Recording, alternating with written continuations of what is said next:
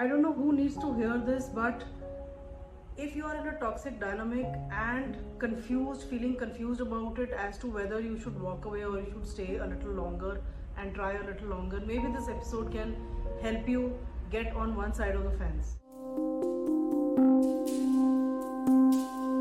Namaskar, I'm Dr. Meenu, and in today's episode I am discussing about how conditional programming can change mind of an individual and intellectual to an extent that he or she can get into a relationship which is more of a master and slavery rather than an equal give and take of partnerships.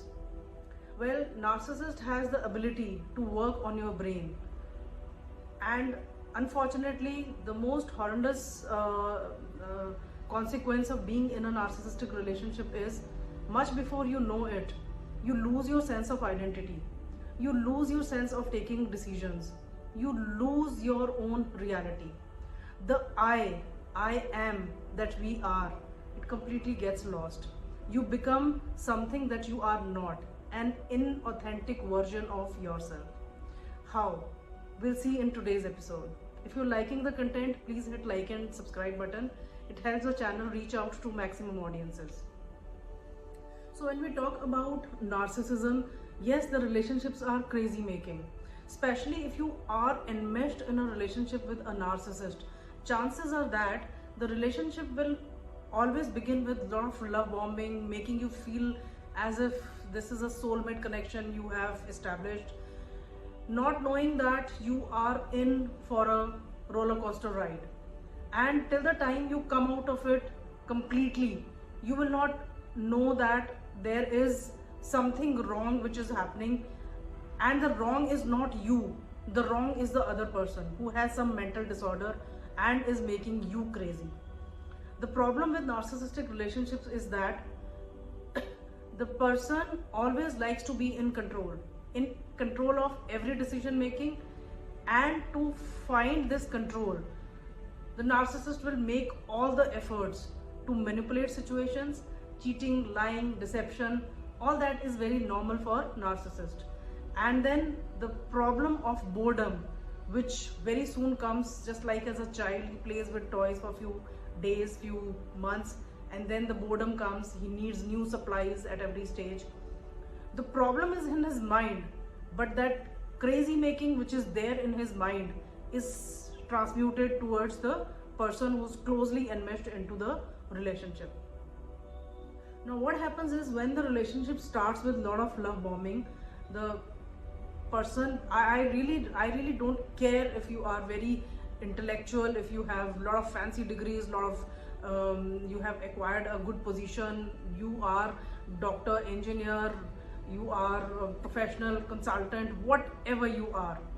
Narcissist, once he enmeshes you with a lot of love bombing, and you might be looking for love, but his agenda is different.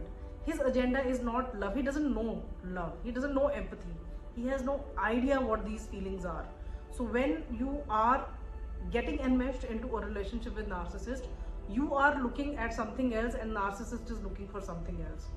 You are looking at establishing a secure loving relationship with equal give and take, whereas narcissist is looking for a relationship which is on a vertical side. He the master, you the slave. So right from the beginning, when the relationship begins with love bombing and you are in a fantasy world, imagining that you have found somebody perfect, and believe me, it is not just with the relationship of romance or marriage, it could be in official friendships also, it could be subordinates relationship also.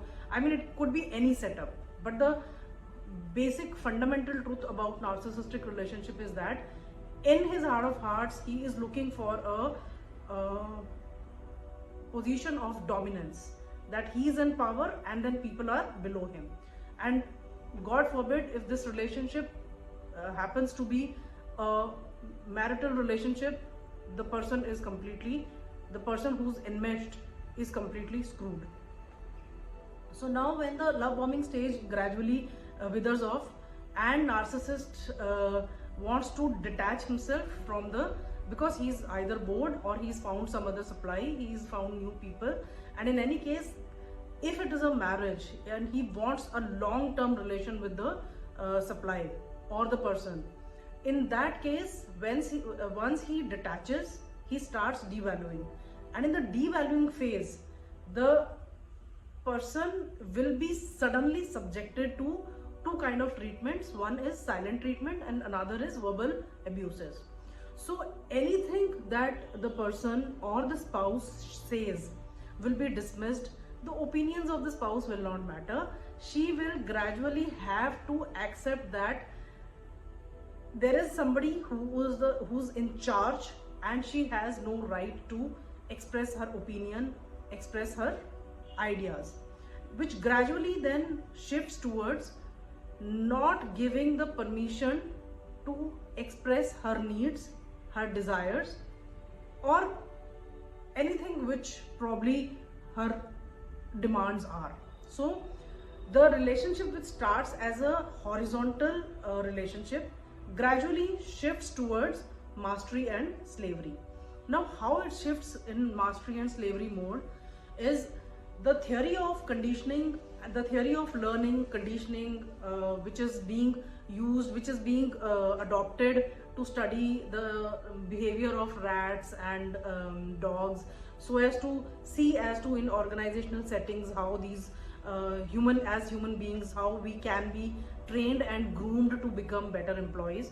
Those studies, I don't know, this is actually flabbergasting to note that nobody applies these theories better than a narcissist. So once he secures his supply, once you get enmeshed into a relationship, you will be subjected to conditional treatments. Now, conditional treatments is reward versus punishment. So every good behavior of yours will be rewarded, and everything that you do which is not as per the desires of narcissist, you will be punished. Now, reward. What is reward? Here in this case, reward is not something wherein he's going to take you for a holiday, or he's going to he's going to look after your needs or desires. No, the reward is very painful to hear. The reward is that he will not get into rage, or he will not give you silent treatment. So the positive reinforcement that you get is that I can avoid his rage, I can avoid his silent treatment if I perform certain behaviors. So now what happens is the person who gets closely enmeshed into a relationship with narcissist, he or she gradually learns that there are certain behaviors which narcissist does not approve of. So one thing, I must always look for the approval and validation of narcissist. Without consulting the narcissist, without getting an approval from the narcissist, the person loses the ability to take any decisions because of the fear of rage and silent treatment. Secondly, the person believes that it is better to avoid this kind of chaotic situation where the narcissist will inflict verbal abuses on me. So it is better to avoid such situations and take a back seat and let him take the decisions. But this is not so the life gradually gets into a phase where the person who's close to narcissist stops looking for pleasure, fun, laughter, enjoyment, and starts seeking how to avoid pain. So from a very confident, happy life, you shift to a life of survival. You start surviving each day. Today he's not angry. Oh, thank God. Today he did not give me silent treatment. Thank God. So your life gradually turns into a vicious circle where your thinking completely ends. You are surviving to not see his rage and silent treatment. And for that, because it's all about reward and punishment, so what behaviors will be rewarded? Behaviors, as I said, only those behaviors where you keep your center of attraction, the narcissist. If the narcissist remains your center of attraction from the morning, from the time you wake up to the time you sleep, then it's fine. But the moment you try to rebel, as such you lose the ability to rebel, because there is so much of crazy making going on that gradually the person surrenders. Nobody wants to go through the emotional and psychological pain of defending and giving excuses and trying to make the other person believe that he or she is doing the best. But then why people stay? If you look at it, people stay because of the hope of that love bombing stage. It is sometimes the love bombing stage can last even 1 year, and by the time you enmesh into these relationships, of course, if 1 year has passed, the person starts blaming herself or himself when the devaluing and discarding stage starts. That for 1 year somebody was so nice, how come after that I see a lot of changes in the behavior? It is my fault. And especially if you come from a family where passive aggressive behavior was normal, chaotic home, ridiculing, making fun, criticizing, blaming was very normal, and then you never got emotional fulfillment from your own parents. You try to stay longer, you try to work harder, you try to rescue the person thinking that he or she has trust issues, he or she has anger issues, so probably my hard work will one day make him or her believe that I am putting all my effort and I am a genuine person. And you never know, a stage comes where you are only trying to look into the narcissist, his life, his needs, his demands, and living with the hope that the good days will come back.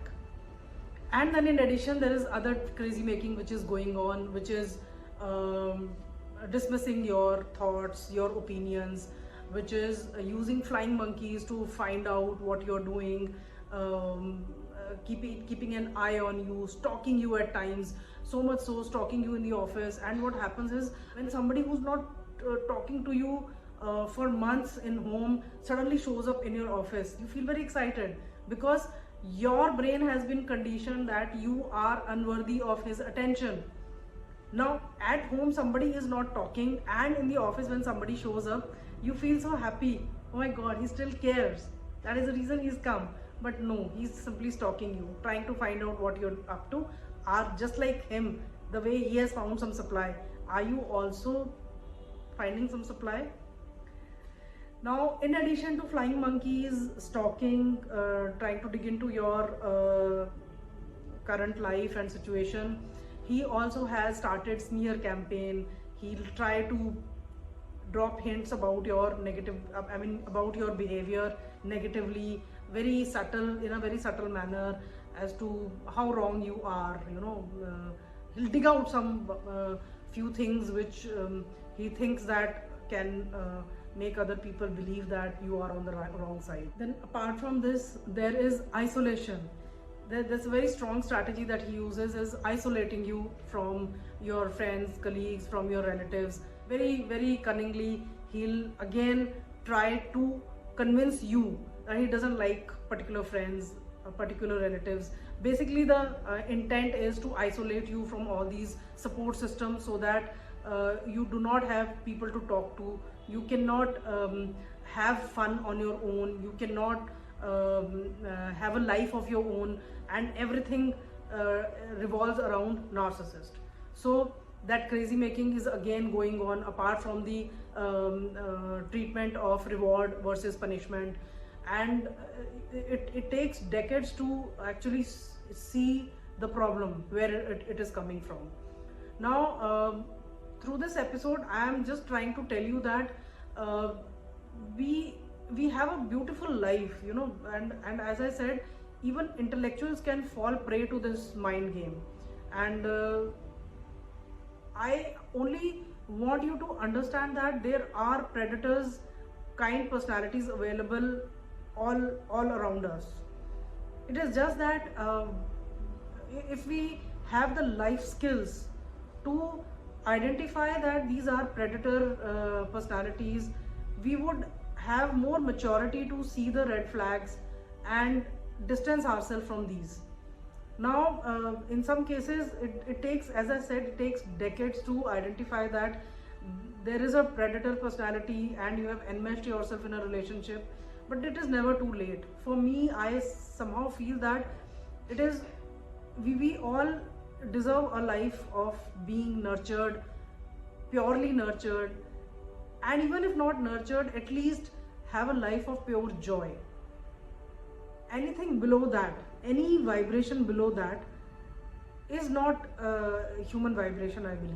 Any vibration of jealousy, envy, hatred, abuses, fear, guilt, putting you on guilt trips, humiliating, insulting, all these vibrations are such low vibrations, and nobody should be subjected to this kind of treatment. And in any case, we all are born not to please. God forbid if you're enmeshed into a relationship with narcissist, definitely we are not born to please one person. So that consciousness has to be expanded, and when you expand your consciousness, you realize that life is much bigger. There is much more to life than trying to survive an institution of marriage, then trying to work on a relationship, then trying to save a job where you have a narcissistic boss. The consciousness expansion is essential to value yourself. You come first, and the universe will respect you for that. Because narcissist has the capability to work on your brain, to play with your brain, to hack your brain and make you think the way he wants to. He will put you on guilt trips for not attending to his needs. But that's where, when you start expanding your consciousness, you see that life is much more than just saving a job or an institution of marriage. Life is first about having pure self-love. I cannot mention it in words as to how important it is to leave and quit such relations. We all have been incarnated into this planet for a purpose, and the purpose is not to get into a structure and try to save that structure because we are careful about what people will think. We all are here temporarily, and this temporary journey that we have must be full of experiences which help our soul evolve, experiences which give us true joy. I know there are a lot of karmic debts that we have to pay. So take the relationship with narcissist as a karmic debt. Once you come out of it, you'll know what life is. Hoping to see you again. Namaskar.